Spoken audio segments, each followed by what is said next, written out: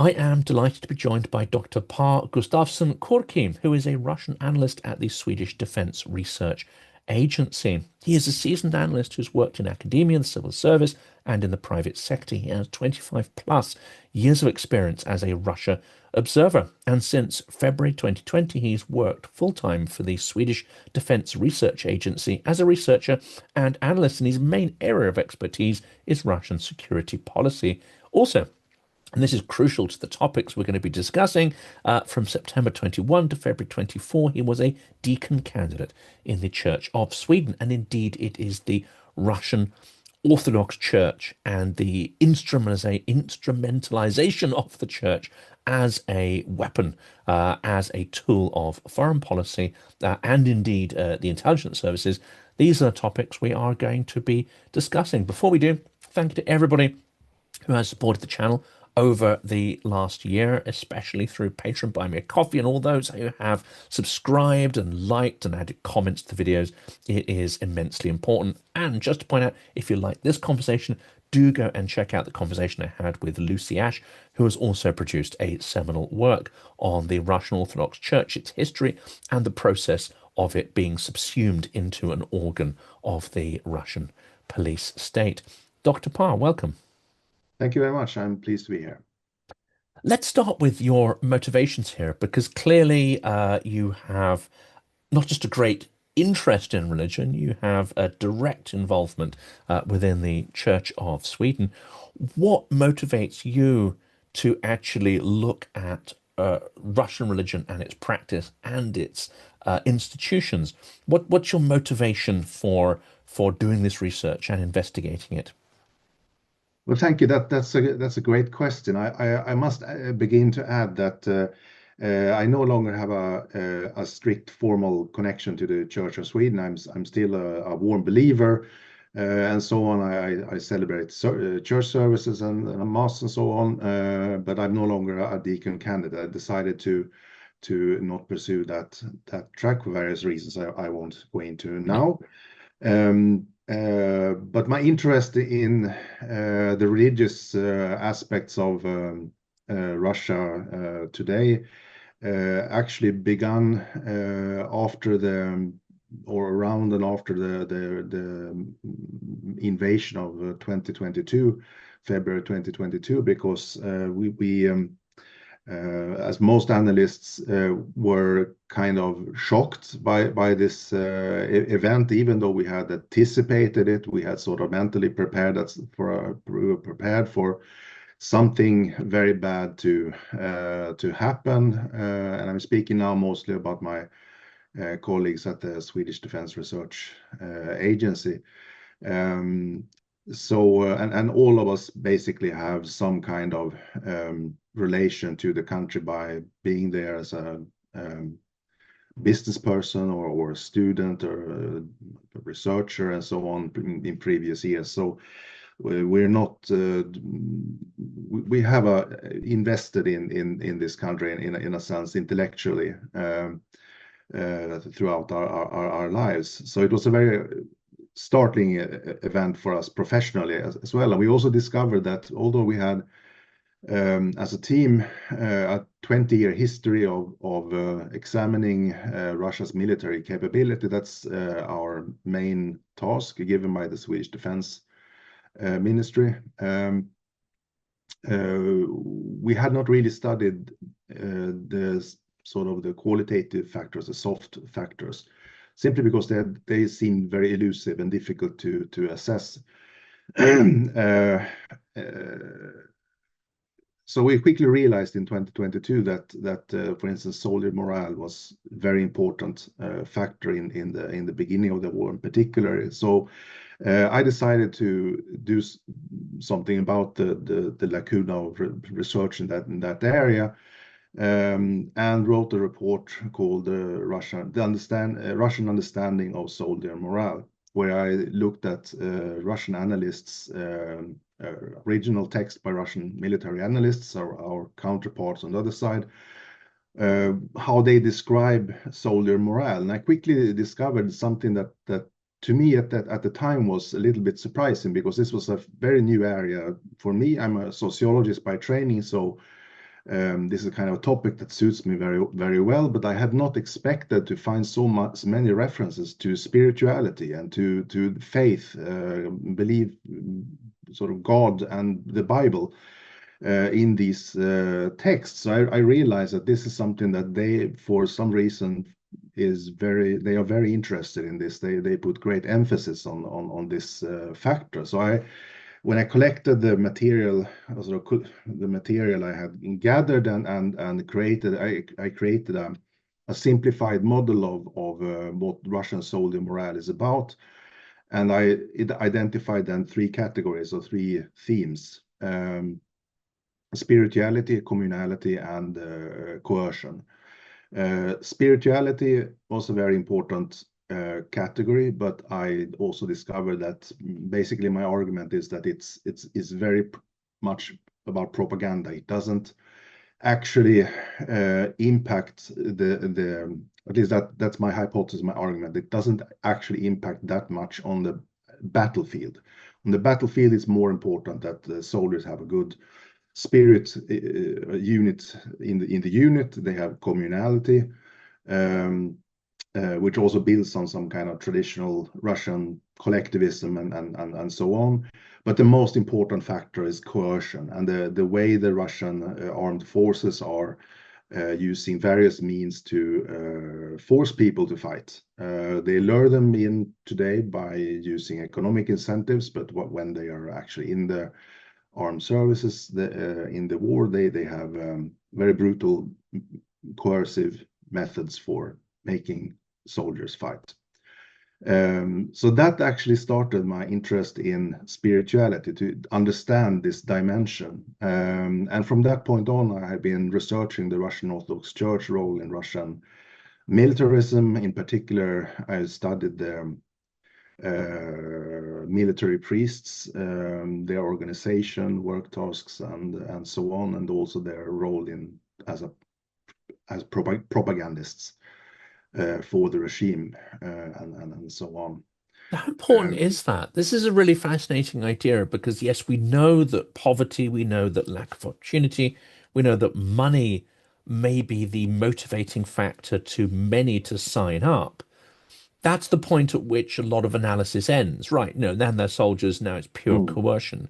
But you're saying here that actually there is a role, that coercion plays a role, but Yeah. actually to prevent troops from mutiny en masse, from abandoning their posts, from order falling apart, that actually this sort of I'm going to call it a sort of fake religion or fake spirituality or fake values here, that actually this plays a cohesive role in preventing, say, the front lines from falling apart, from military discipline completely falling apart. Yes, absolutely. I mean, it's from a purely methodological point of view, it's very difficult to actually say something incredibly certain about this phenomena, because we can't go to the front line and interview soldiers. We can't do service and so on. We have to look at use indirect methods, such as studying what the military analysts, how they describe and conceptualize soldier morale. But certainly there are anecdotal evidence that, for instance, I spoke to some Ukrainian veterans of the early year of the war, and they mentioned that when they had a counter offensive in Kherson, I think, they encountered a lot of religious material in the trenches, in the Russian positions they conquered. So you can't rule out that there is a important role for this kind of religious-based propaganda, so to speak, because it can also have functions. Again, functions that are difficult to measure. But for instance, the military clergy, they do offer genuine services. They are not only propagandists. I would say that the Russian military clergy, they are also uh, doing what military priests would do in the UK, in Sweden, in the United States. They offer counseling, they offer spiritual direction, they hold prayers and so on at the front line. They help alleviate the stress of battlefield stress.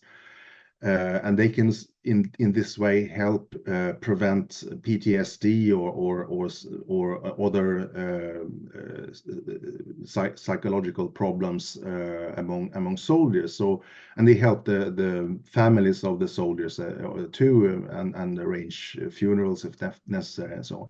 So they have a genuine role to fill.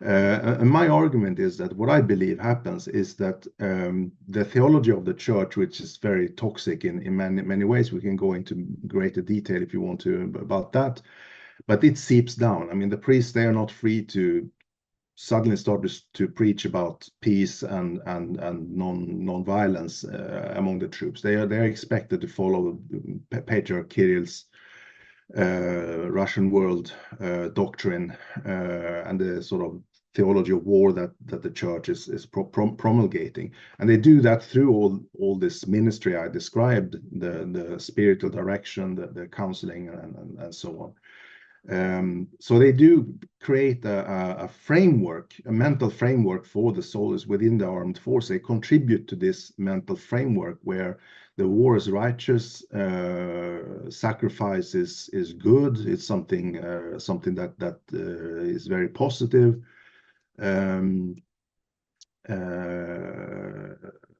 So definitely, I believe that this is an understudied factor, and sometimes it's definitely in some camps at least ignored factor of the war. And if I may, I don't know if I'm. You have to stop me if I speak too much because I could go on and on. But No, and we will absolutely get into, the detail as well yeah, of the practice and the so-called philosophy behind it, and how, you know, unlike there being more of a synthesis between philosophy in, I would say, Western versions of Christianity and the actual practice, it seems that there's this huge gulf between, you know, the so-called sort of dogma and the actual practice of the religion, and how it actually is instrumentalized by the state. yeah. Or do you want me to describe the? Yeah, let's come and let's Yeah. tackle that big Okay. question here as well, because it ladders back Mm, to a key part of Russian propaganda, which unfortunately gets traction, especially amongst evangelical communities in the US, which is that the Russian Orthodox Church is a real spiritual thing and it's being mhm, suppressed by Ukraine and blah blah blah.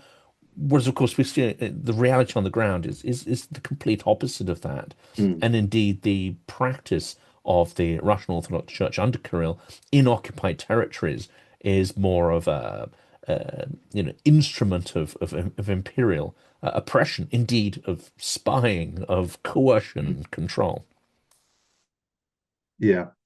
Well, it's definitely an interesting question how propaganda or the official church narrative relates to the actual practice of the religion. But I think here what is important to factor in the analysis on when we speak specifically about Russia and the Russian Orthodox Church is that although very few or relatively few Russians actually could be considered deeply religious or sort of regularly practicing religion by attending services and so on, church services, maybe 10-12% in the past 20 years have been attending church services regularly, according to the statistics I've compiled. So that's relatively few. It's more than in Sweden, for instance. We have maybe half that number, but still it's not the majority of the population that continuously interact with the church and practice their religion. But on the other hand, what is very interesting is that 80%, and that's also a stable figure around 70-80% in the post-Soviet era, consider themselves to be Orthodox, and that is Orthodox in a cultural sense more than being actually a believer in God. They can be atheist and Orthodox, have a strong Orthodox identity.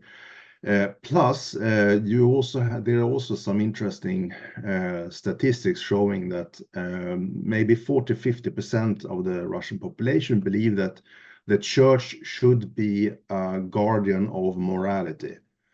And also about 50% of the population, which is also an interesting figure, about 50% of the population believe that duchovnost, spirituality, is a positive value. So you have sort of a cluster of these empirical trends, empirical facts about the Russian population that indicates that although there are few people who are actually strong believers, most Russians, or a large proportion of them, are positive towards the church and towards spirituality, towards religion. And these are people who might not, they might celebrate, of course, they celebrate Christmas and so on, but not in a deeply religious way, but maybe they attend church once a year and during Easter and so on. And they don't describe themselves as deeply religious or even believers at all. They might be atheists, so on, but they are still Orthodox. They belong to this. They feel affinity to this Orthodox 1,000-year history of the church and so on. So you have a receptiveness to religion-based propaganda towards the population and also towards the soldiers, so to speak, which is interesting. I find. I'm gonna sort of jump on that a little bit, because what I felt very much, which I'd never really thought about before, but what I felt in Russia was this failure, for me at least, to comprehend, the motivations or the mental framework that is called religion, but how it actually exists in practice. And I came to feel that actually superstition and religion, which there is, I would say, a very concerted attempt, especially in Protestantism, to divide the two, to make a clear distinction between them, and actually superstition being seen as negative and pejorative. That in the Russian sense, religion and superstition are actually melded in a way, Mm. and those who run the church actually are fully cognizant of that, do not try to make the distinction, and in fact are rather keen to use this blurring of the lines between superstition and some kind of structured religion. Absolutely. That's so interesting that you say that, because I need to start to think about the Russian president, as we know, Vladimir Putin, famous person by now, for the wrong reasons, of course. There has been speculations about his personal faith for many years, and there's this hard to And even the verify. patriarch Kirill, dare I Yeah, say, yeah. there is some That doubt as to whether he really absolutely. believes as well. That too, you can ask questions about that too.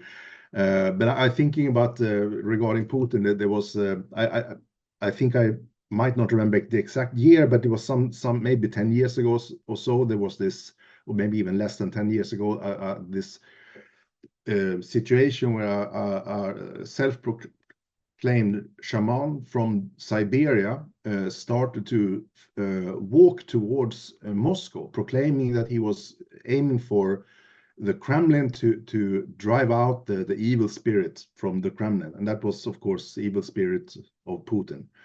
And the way Russian media reported about this, it seemed like there were signs that Putin really took this seriously. He was a bit shaken by this thing, and the shaman was eventually apprehended and put into a psychiatric hospital, so the situation was dealt with. But the rumors, at least circulating around what happened in the Kremlin at the time, was that Putin did take this seriously.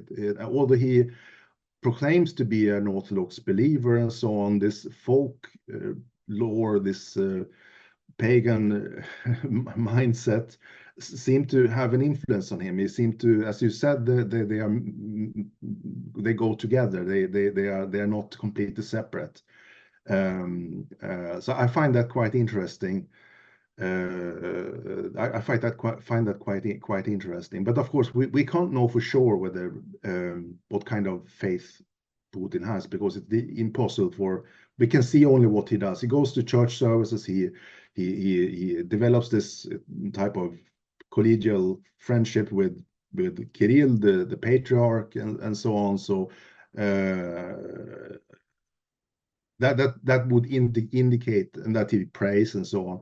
So it might indicate that he does have a personal faith, but we can't really know for sure, of course, if we're really picky about the methodology and the philosophy of social science here.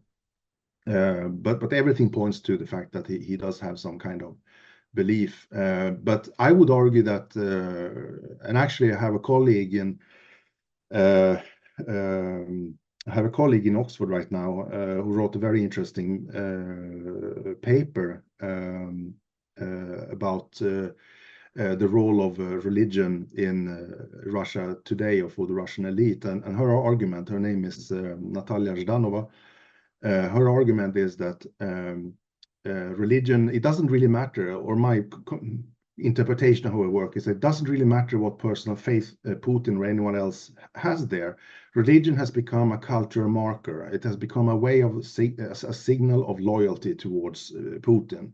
So people like Mishustin and other Belousov and Shoigu and other former defense minister Shoigu, they signal a connection to Orthodoxy, to the church. They attend, they pray, they publicly attend church services, and some of them donate money to renovation of church buildings and whatnot. And no matter what they actually believe in their heart, this is a way of signaling to their boss that they are loyal to him. So it doesn't really matter. This idea, speculations about personal faith is interesting from an intellectual and sort of way of finding an interesting topic for discussion. But analytically, I would say that it doesn't matter that much. This is fascinating, yes. Yeah. The fact is that religion matters in Russia, but we don't know much about the personal beliefs of the individuals. This is interesting because this times very, very well with a theory that I now believe is very powerful one, and it's someone who's observing the mechanics of Russian propaganda.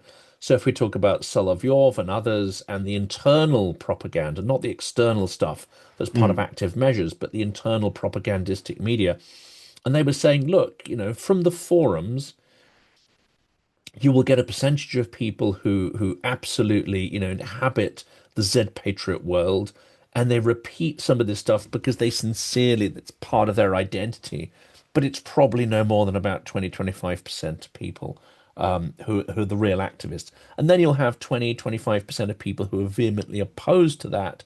They may harbor Orthodox identity. They may have certain imperial ideas as well, but they're against the Putin regime. And then there's the blob in the middle. But what he was saying is that, we, with our Western mindset, we look at Russian propaganda and we somehow believe that it is genuine, that the messages they're giving, they want those messages to be believed by the population. He says that's not how it functions at all. It's a mechanism to allow people to display conformity. This is what we want you to repeat. And by repeating it, it shows you're not a threat to the regime. And we can continue giving resources because you're loyal and you're conforming to it. And these are all signaling processes. This sounds exactly like how you're describing the religion here, that the essence of it is completely unimportant. And actually, it's unimportant whether you believe or not, but it's a methodology to signal conformity, unity, and to impose some kind of order on what they see as chaos. Yeah, no, that's very well put. I think that was very interesting argument, and you're right. It does tie into to my own thinking there, and I sometimes describe describe the Russian propaganda landscape. I find the metaphor of a cupboard in a kitchen quite important or quite useful. There are vast number of very different types of ideological tropes and messages from pro-Soviet atheist political mythology to the ultra-Orthodox, very strongly religious tinted type of messages and imperial history and everything in between. So I usually say that the propaganda landscape is like this cupboard full of ingredients of a propaganda meal. And the citizen of Russia can open the cupboard and pick and choose what seems most attractive to him or her. So I think the Russian citizens, they can, in this very twisted informational environment, they can nurture a sense of agency, that they sense that they make choices of what to listen to, that there are different choices to make among these various messages. But when you look at the sources of all these messages, of course, they are, you see the same the same chef or the same kitchen master behind making all the purchases for the kitchen that serves all these different ingredients that can be put together to a personalized propaganda meal for every single citizen and so on. And I think that we haven't talked much about the concept of Ruski Mir, the Russian world, but I think that's in a sense a very sort of, from the Russian perspective, brilliant concept for their purposes, because you take this concept, Ruski Mir, which is a Russian world, which is very general and easy to feel attraction to if you have this Orthodox identity already. And within the doctrine of, or I would say the false doctrine of Ruski Mir, you can fit in everything. You can actually find, and this is an umbrella term that both the religious Orthodox imperial fans and the pro-Soviet atheist dreamers can sort of unite under one umbrella, with further concepts such as Holy Rus, Holy Russia, and Moscow as the third Rome, which sort of fits into this under this umbrella term. So it's a very flexible framework, extremely flexible framework, and it's one that I believe it's fair to say that the current patriarch Kirill has been deliberately spreading and deliberately manipulating and needing to create this propaganda bread, bake this propaganda bread for the population. I mean, for those people who aren't familiar with Third Rome, it is mentioned quite a lot, on this channel, but people may not have really sort of understood what this means. And I had a conversation just now, which is going out on Christmas Day, where the Ukrainian sort of expert I was talking to points out the utter absurdity of the Third Rome idea. If you look at, say, Britain, we have Roman ruins everywhere. Many of our major towns have Roman origins, and indeed, an object was found recently, the first mention of the name Londinium, which is dated just a few decades after the city's founding. If any country could claim to be, the Third Rome, surely it'd be something that has these direct physical connections with Rome, where you can still divine, some of that sort of inheritance and the consciousness, let's say, of our institutions that are very much, and look at the buildings in London, the sort of certainly, the churches and the facades and so on, very much seen as a conscious inheritance of Rome. We don't run around saying that the Britain's the new Rome, though. Russia has no remains of Rome whatsoever, because Rome never got that far. It was just a swamp. There was Yes. nothing there, nothing and pretty much nobody at the time. Well, that not to say there weren't indigenous people, of course there were. The area where there are some actual Greek and Roman remains, of course, is Ukraine, Mm. not Russia itself. So where does this idea come from? And why does it have such power in certain portions of the Russian nationalist mind? Mm. That's a great and very interesting question. I think that there are historians that would be more suited than I to explain all the details about that. But you're certainly right in pointing out that it has become a very important trope for an idea for many people in Russia. I mean, as you said, there are no Roman ruins in Moscow. That's a very basic fact that we need to take into account. But it's a myth, of course. It has become an ideology, and certainly, to be fair, Russians are not the only people that would like to nurture a connection to the Roman Empire, because it's the Roman Empire was in many ways a fascinating and splendid construction that lasted for a long time, long before we current people were born and so on, and our countries didn't hardly existed. So I mean, the Roman Empire is a strong positive value or metaphor for human civilization. So I mean, you can understand that I think it's easy to understand. It's not a puzzle why Russians would like to latch on to this.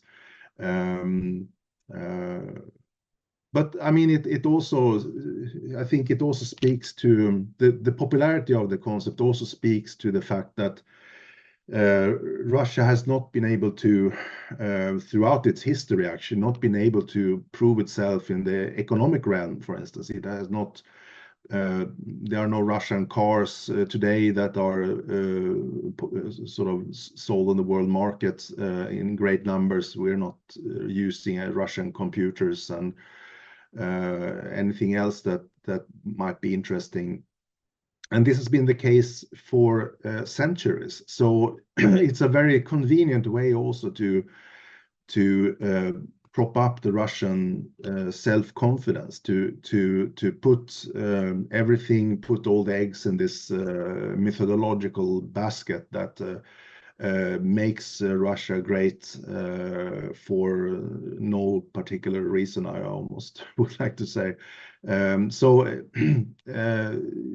I mean, it speaks to Russian psyche and to the human psyche in some sense. Everyone wants to feel like they're contributing to society and to humanity. Everyone wants to feel that their country is doing well and so on. And Russian has patently failed at the measurable, the quantifiable aspects of sort of doing well in the world, and that has been going on for a long time, for centuries.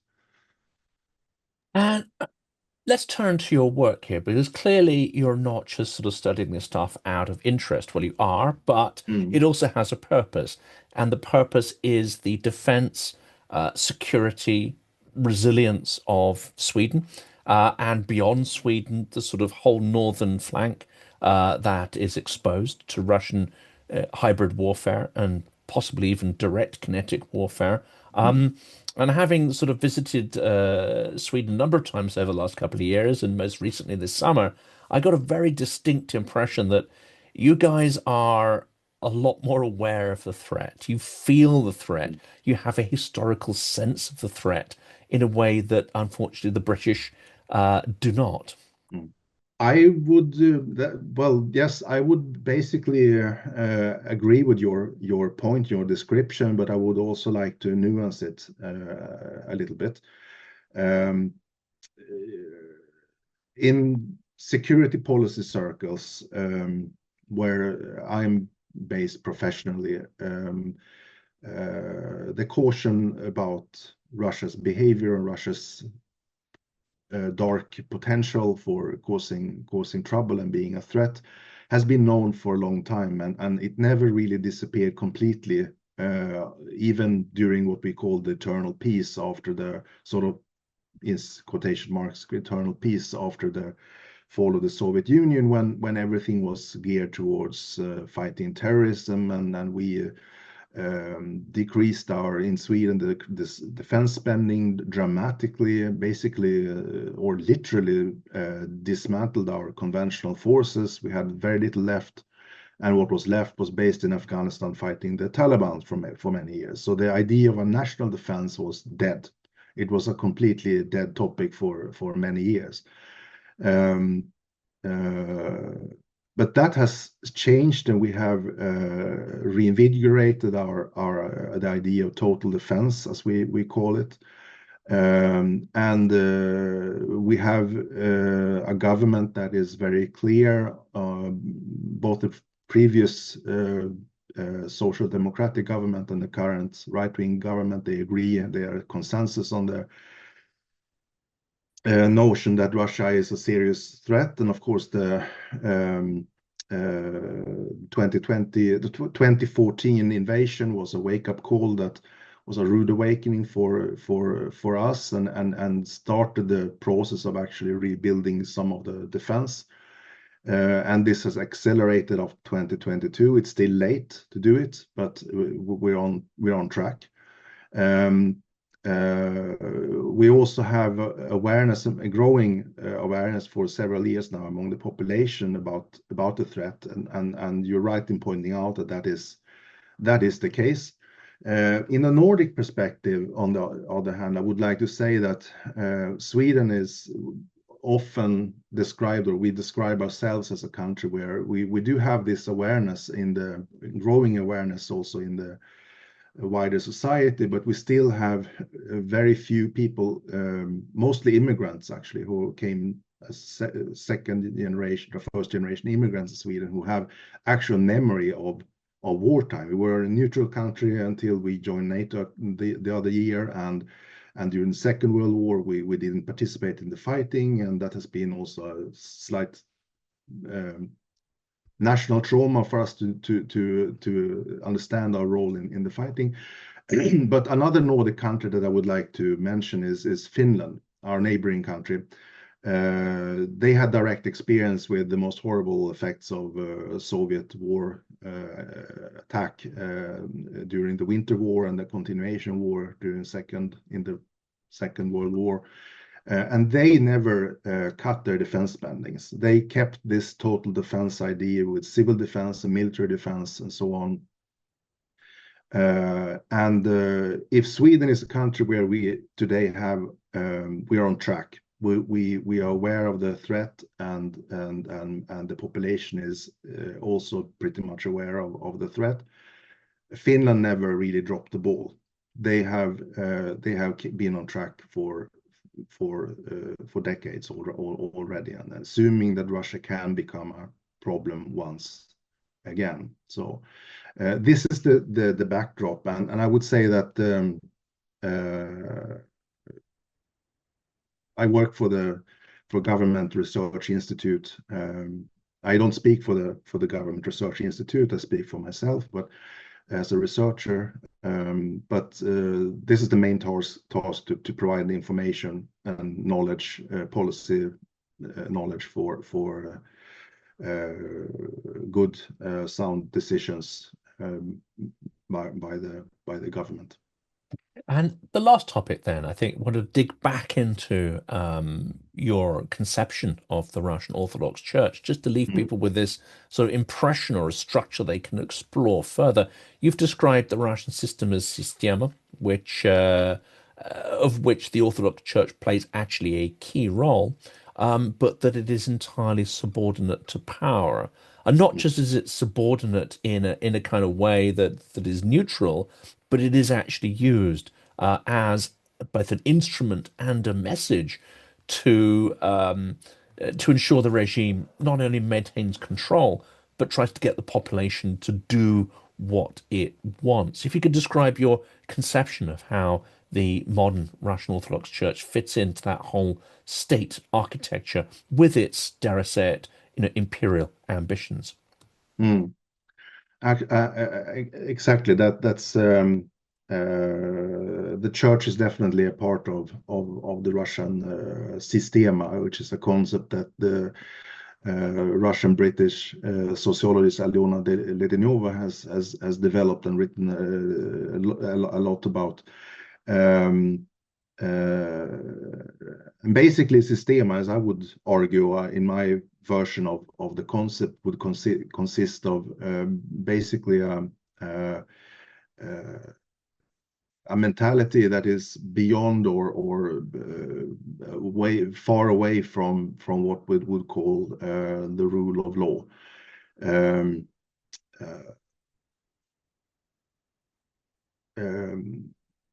of course, you have a lot of historical reasons for historical roots for lawlessness in Russia. You have the gulags where vori v zakonie, the thieves in law, this culture was nurtured and then basically during the 1990s when the Soviet Union dissolved and started to liberalize the economy, the vori and also new types of bandits emerged on the scene.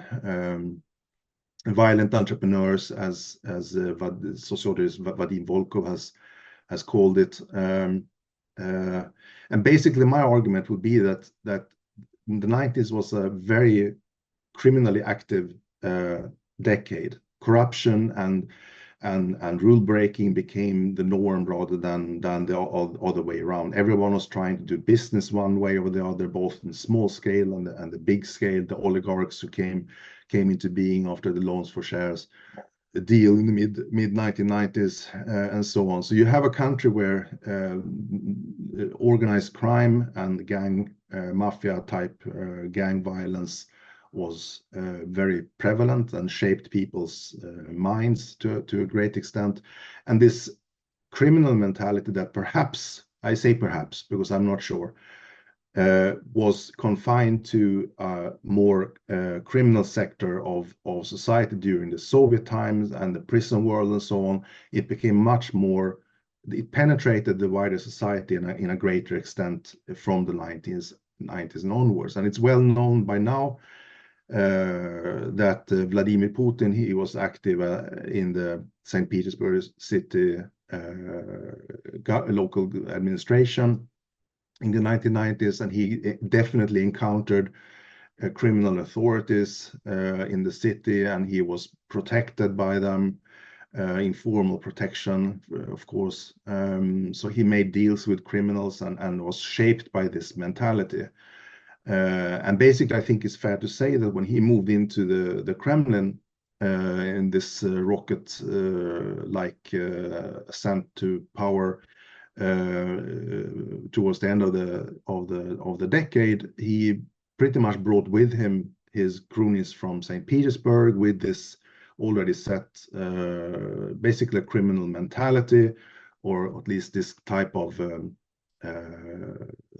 way of solving problems and so on. And from that on, I would say it was more a matter of time until this would affect security policy and foreign policy and this terrible war that we have been seeing basically evolving since Georgia in 2008, the invasion of Georgia, and then 2014, Ukraine, first invasion, annexation of Crimea and the war in Eastern Donbass, and now from 2022, the full-scale invasion of Ukraine that is still ongoing. And there's a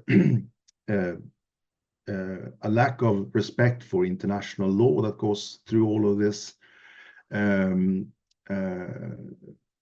mentality. And I think the rightly sort of the distrust of Russian ability to follow agreements, international agreements, has, I think, begun to sink in fairly well in the West. There are more and more people who actually understands this, that the Russians, they keep breaking agreements, and this seems to be their core business idea in a sense in international affairs. There's one example I would like to take of this sort of fraudulent or criminal mentality that is from the domestic policy scene, and that is the grand fraud in, let's see if I remember, I think it must have been 2012 when Dmitry Medvedev had been the president for one presidential period. But it was well accepted by many, at least, that Putin was actually the one who was in control. But everyone played along, and there were speculations whether or not Dmitry Medvedev was the president or the decision maker, and so on. And people said yes, but if he's elected and so on, he must be the president. But this tandem of cronies, they publicly announced that yes, this decision to swap places and let Putin become president again was something that we had all planned for, so to speak, for a long time ago. So it was some kind of unimaginable grand scale of fraud. The Russian population was deprived of even the resemblance of a democracy. This was a terrible way of destroying democracy in plain sight. And I would argue that this is another sign that this mentality of bending rules, ignoring rules, living by informal understandings, понятия in Russian, became a way of functioning for the Kremlin, for Putin himself as the mafia boss of bosses, so to speak, and his cronies from St. Petersburg and basically the rest of much of the Russian state functions in similar ways according to similar unwritten rules, which Alyona Ledinova calls Systema. And of course, this is a topic for another conversation, but it's not underpinned by, I would say, theology. It's not underpinned by a code of morality. It is, yeah. Sorry, I was getting to that. I almost Yeah. forgot, but it's it's an interesting thing to talk about. I get carried away a little bit. But my point is that yes, you're right. It might seem like it's a different topic, that we're now on a detour somewhere else. But to me, it makes perfect sense to say that no, it's actually the other side of the coin, because this very corrupt, lawless regime, which is now in full daylight, also waging a bloody genocidal war against a neighboring country for almost 4 years. They need this splendor of the churches, of Orthodox 1,000-year tradition, of the faith and so on, to put up a veil of decency and light to hide all the corruption and darkness that is actually the core of this regime. So to me, it may seem contradictory, but I think it's a matter of the behind the scenes actual workings of the system compared to how they conceal their activities and how they sort of legitimize themselves towards the population. As I said, the many Russians were not believers, but they still respect the church, and many Russians accept the Putin regime because they think that this is the way the things should be. It's synonymous with order, control, Absolutely. and the other side. The Ukrainian side is madness, where people can interpret the rules and laws by themselves, and extraordinary contrast. That's where we're going to have to sort of draw this conversation to an end. There are, I think, many things we could still explore, and hopefully we will do a follow-up at some point next year. For today, though, Dr. Pär, thank you so much for coming on. It's been absolutely fascinating. I hope the audience have enjoyed this as much as I have. Thank you for having me. Many of you generously contributed to buying a truck, a 4x4 vehicle for the armed forces of Ukraine in our recent marathon fundraiser for Car for Ukraine. That vehicle was delivered thanks to your generosity, and refitted in Lviv with life-saving reinforcements, the doors, windows, and the engine area. That vehicle was destroyed a few weeks after it was delivered at the front in a drone attack. All three servicemen survived with only minor scratches and concussion. Your generosity in funding the vehicle was instrumental in saving the lives of all three Ukrainian soldiers. Now we are launching our Christmas Tree Trucks 2025 campaign. The goal is to raise €11,000. So please help us buy another vehicle for one of the most effective Ukrainian brigades on the fourth Christmas of Ukraine's epic fight for survival against an imperialistic and genocidal neighbouring state. Help us celebrate the heroism of the soldiers who have held the line against all the odds, who fight for their freedom and pay a terrible price, while also, incidentally, protecting the freedoms of Europe.